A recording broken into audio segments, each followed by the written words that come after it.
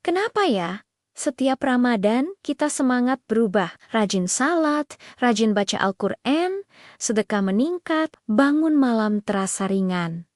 Tapi setelah Lebaran lewat, perlahan semua kembali seperti dulu.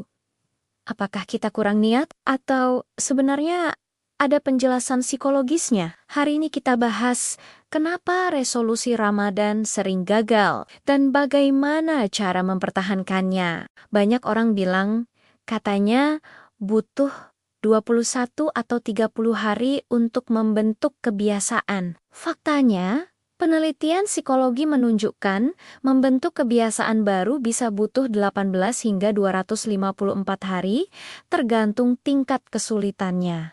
Artinya, 30 hari Ramadan belum tentu cukup, apalagi jika kita hanya mengandalkan semangat, bukan sistem.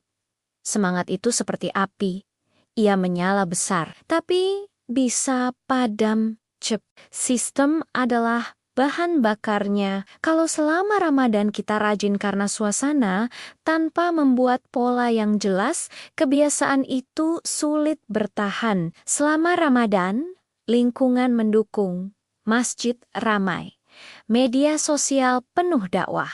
Teman-teman ikut beribadah, jam kerja dan aktivitas menyesuaikan. Kita berada dalam lingkungan spiritual kolektif, tapi setelah Lebaran, rutinitas normal kembali, godaan lebih banyak.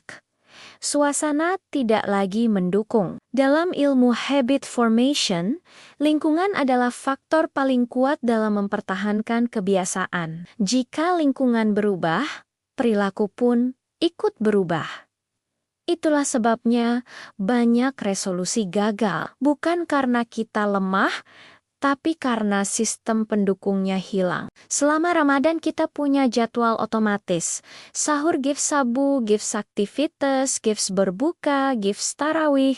Semua terstruktur. Setelah Ramadan, struktur itu hilang. Tanpa sistem lanjutan, kebiasaan baik kehilangan tempatnya.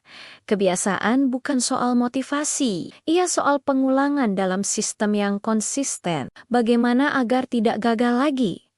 1.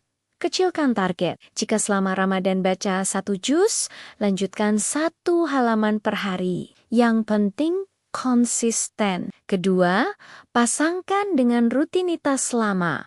Contoh, baca Al-Quran setelah subuh.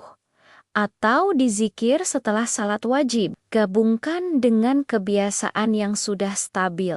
Ketiga, ciptakan lingkungan mini Ramadan. Ikut kajian rutin. Gabung komunitas, follow akun yang mengingatkan, lingkungan membentuk perilaku.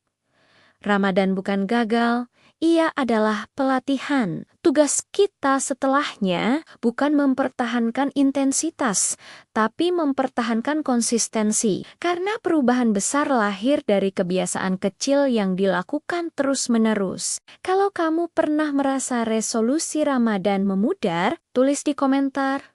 Saya ingin lebih konsisten. Like dan share video ini ke temanmu yang ingin berubah. Dan subscribe untuk konten psikologi Ramadan berikutnya.